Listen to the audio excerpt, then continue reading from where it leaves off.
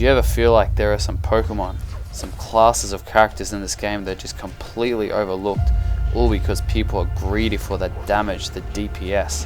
The most underrated builds in Pokemon Unite, the first one would have to be the Block Snorlax. This Pokemon can just completely swing the tide of a game by forcing a Pokemon into a wall. The second one would have to be the Greedent Covet Belch. Again, this tank, super undervalued, underrated. The CC of the Covet and the endless belches, the barrage of massive damage when you choose to deal it with this character. The insane endless healing and the power of the stacking with the Aeos cookie and the attack rate. This character is just absolutely insane. These two Pokemon, these two big defenders, so overlooked, so undervalued in the current meta. These Pokemon have such a low pick rate, but they've got such a good win percentage, and it's because they're just super strong. But everyone just seems to be forgetting about how insanely powerful, especially Greedent, one of the lowest picked characters in the entire meta, yet has got one of the best win percentages across the board. These big tanks that can just do a lot of the healing, they can sustain themselves in the fight, and they can dish out the damage when they need to. They're just absolutely insane. They can tank the Unite moves and they can just dish it back. They can waste the resources of the enemies and they can do all the damage. Absolutely underrated. And the last one on our list would have to be a well-played Zeraora. This Pokemon's like a bomb waiting to go off with their Unite move. Definitely one of the most misunderstood Pokemon in the game. Crazy strong, crazy awesome ability powers. If you use these three Pokemon correctly when you're playing, not only are you going to do insanely well on the ladder, but because they're so undervalued and underpicked and underrated, the enemies are not going to know how to respond. So let's cover the best bits of this game with the Snorlax. Now this game you're going to see such an amazing start, right? Such an amazing start in the top lane here. How could it possibly go wrong? We've got the double kill, we've got all the farm to take. I tell you where it goes wrong. Number one lane priorities don't die. The Espeon gets greedy. It goes for the stack. We knew that jungler could be coming up. Now I'm a Snorlax with a focus band and an X speed. I know I can get away. So maybe I shouldn't have encouraged that Espeon to go deep and get that score. But you can just see how quickly the entire game can turn if you die in the lane. And so when things go bad, you have to think about what is your win con, how are you going to get yourself back into a winning position. And at least when you're using Snorlax, all you're trying to do if you're behind is get block and put yourself in a position where you can get a bit of catch-up experience. Now you're going to see this just straight up in action. Right here, all I'm trying to do is block someone into the wall. Okay, I'm not worried about my experience, it's my teammates' experience. Because I can't afford to get snowballed too hard. That Absol almost dies there. So again, not the best start for us. They've completely broken the top lane. But this is what Snorlax can do best. You prop that X speed and you force the enemies out of position, and now the kills are going to start coming in. That does not happen without a Snorlax using block. Those kills happen because the enemies were so far out of position. And you can see they're getting a bit greedy, they're going all the way, and so I'm forcing them right up into our spawn area. There's absolutely no way these guys get out alive, so our team is going to get the catch-up experience. But you're going to see the real value of this when we're able to catch the Absol. Again, heavy slam, stun, block, into the wall. Insane. Now the builds of these Pokemon are going to be in the description. So here you're going to see this is the exact moment. Right, this Absol gets greedy. He's level 12. The Espeon's level 9. We get the kill on this thing, and look at the Espeon. Goes from level 9 to level 11. That's the value of catch-up experience. You'll be farming for over a minute to try and do that, but you can do that if you get the right kill on the Pokemon, and that all happens with the help of a Snorlax. Right, so Snorlax can just swing the tide of a game. Again, look, we've forced that Slowbro out of position. He's had to use his Unite move to stay alive. Now his Slowbro does not want to be using his Unite move like that. It's such a slow recharge and it's super valuable to team fight. Now, whatever you do, do not do what our Clefable's done here. Have a look at this. We've just about wiped them, and have a look. The goal's on 28, the Regieleki's walking in, and he decides to score 11 points. Now you can do the math there, but all that means is that the Regieleki's not going to get the value, because the Regieleki could have walked in and given someone a free score of like 40 points to put into the goal. Okay, again, you can see the value of this block here. Insane. We've gone from hard losing the game to now in a position where we can actually win the game here. Okay, now when you get back into the game, it's just so important not to throw any of your advantage away, right? Just pick off kills and stay alive and take farm. That's that second and third quarter of the game. Okay, we're forced to Absol Unite move, so he's going to have to farm like crazy to get that back. And again, see, never die, right? Try to keep yourself alive. Look at that. We're able to just push them away. We're forcing them to go deep. And then what happens is, if they come back and I've got a team to help me out instead of a team being dead, then look at what happens. We're able to just capitalize, right? We're able to force them into walls. We're able to do so much work here. Look at all this catch-up experience our team's able to get here. They're pushing so deep because they think they can get the kill. But if you're a big, thick Snorlax, there's no way they're going to be able to kill you like that. Look at that, that's 3 big kills that we've been able to get. And this is 40 seconds before the Rayquaza fight. So that's huge experience. Absolutely massive experience for the team. Now, let's prepare for this Rayquaza fight. I can see that there's all 5 here, and I have to make a split-second decision. I go in, I Unite move, I try and soak as much damage, but our Clefable is so score-heavy, it's gone off to score. So it makes the mistake of the Regieleki, and it makes a big mistake of the Rayquaza fight. Now, thank goodness I was able to soak a lot of those hits, and our Gren was able to do a lot of damage there, because that just kept the fight alive. So without a big tank, that was not able to happen. And then again, if you missed that one, that Absol got picked off by that heavy slam stun, and then a block into the wall. And it's just plays like that with a big tank. This build is just so underrated. I do not know why I'm not seeing it in every single lobby. It's so overpowered. Okay, so we've gone from a hard losing game to a game that we've just been able to manage to win. And even when they try and do the siege, because we've all got the Rayquaza shield, we're able to get a nice little team wipe and finish the game with a nice nap. It's a massive game, an incredible build. Okay, Snorlax heavy slam block, absolutely insanely good. Okay, next one up on my list is Greedent. Greedent is so awesome. It's got such a low pick rate, and I just don't understand why. Okay, it is hard to use. Okay, it's kind of like driving a Formula 1 car. Okay, because when you're using that Covet and you're using that Belch, you've got to be able to control it well. Now, the early game with this Pokemon is awesome, right? Tackle with such a low cooldown because of how his berries work. So you've got Escape, you've got Secure, you're able to pester the enemies, and you're looking to get those double stacks online. Okay, that attack weight and the Aeos cookie, right? Super good. Okay, again, rule number 1 in your lane, do not die.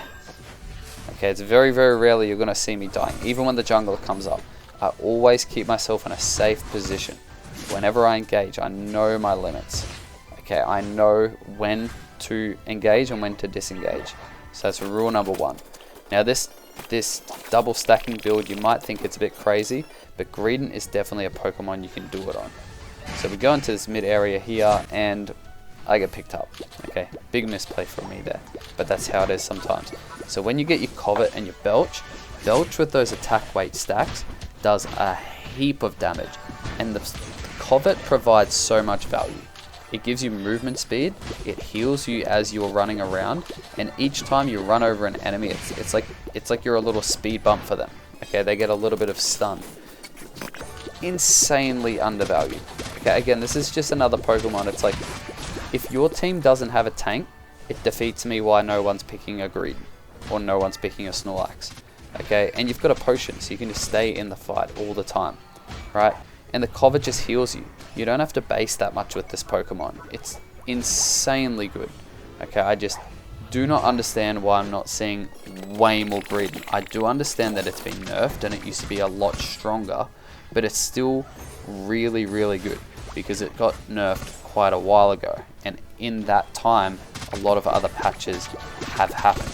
So this Pokemon is where it's currently sitting. I think it's in a really healthy spot. Okay, Greedent can do a lot of work, and just the mechanics of how these two moves work, right? You can see Belch when you use it, and then when you click Covet, that Belch goes on cooldown straight away. And you can see that little berry, like the berry count under his health bar. If that's maxed, then that is going to take off 1 second of Belch cooldown per little berry counter that's there. Okay, and when you're using Covet in the enemy flux zone, you can just run through and you're able to pick up their berries even if you're on full health. Okay, he's a little thief, right? He's insanely good. And when you're able to just launch off the Unite move, the Unite move with this Pokemon is incredible, because what you're able to do is you're just able to Belch over and over and over again. It has a 1 second cooldown. So I dive in with the Unite move, and then I Belch, and then I Covet, and then I just Belch over and over and over and over again. Okay, you've got the increased movement speed, you've got the increased attack, you've got so much mobility, you've got so much damage during that time period, and while you're Coveting, you're CCing them. So you're just in their face, doing massive damage, and if your team follows up, this Pokemon just gives you insane value, right? You can see my team has played super well with me here. They've trusted me with every engage, and you're able to just do so much work because you've got that potion scaling so well with the Aeos cookie. You've got the focus band scaling so well with the Aeos cookie, right? Both of those are healing based off percentage of your health, and then he's just got so much healing. That's the one thing about this character, so much healing, and then the damage when you choose to do it. Okay, that Belch does a massive damage. Now, this Rayquaza fight here, I'm the tank. I want to sweep in their jungle with Covet, do damage, drag them to a position where I want to take on the fight. So I'm just doing a bit of scouting because, again, that's my job as the tank, especially if I've got Covet, especially if I've got Unite move. So I'm the one who should be taking all the damage here. I'm the one providing the vision for the team. And so you can see that's what I'm going for. I see the Pikachu, I try and do a bit of damage there, but I notice that a lot of their squishies are up top. So there again, launch off the Unite move and the Slowbro unites me. So I'm stopped in my tracks temporarily there, but I think it's better that I get Unite move rather than someone else. And you're going to see a big misplay here. I think I can take on the Gengar. The Gengar had a Comfey. Alright? Bad misplay from me there. Okay? That actually caused our team to lose the Rayquaza. So they actually got that objective. But because we're able to get such a good lead, my focus was, okay, let's just rip the Ray Shield and defend as much as we can. Because we've done so well to get ahead. So all I'm trying to do is slow them down with Covet, just so they're not able to get to the goal as fast, and just do some damage. Just so I can see that Slowbro still got a shield. He could be getting some scores in, but that Belch just does massive damage, and we're able to break his shield. Insanely good build. Okay, I absolutely love this Greedent. That game, we luckily managed to win it. We lost the Rayquaza, but you can see the amount of damage taken and healing that Greedent provides. Now the third insanely underrated Pokemon, in my opinion, is Zeraora.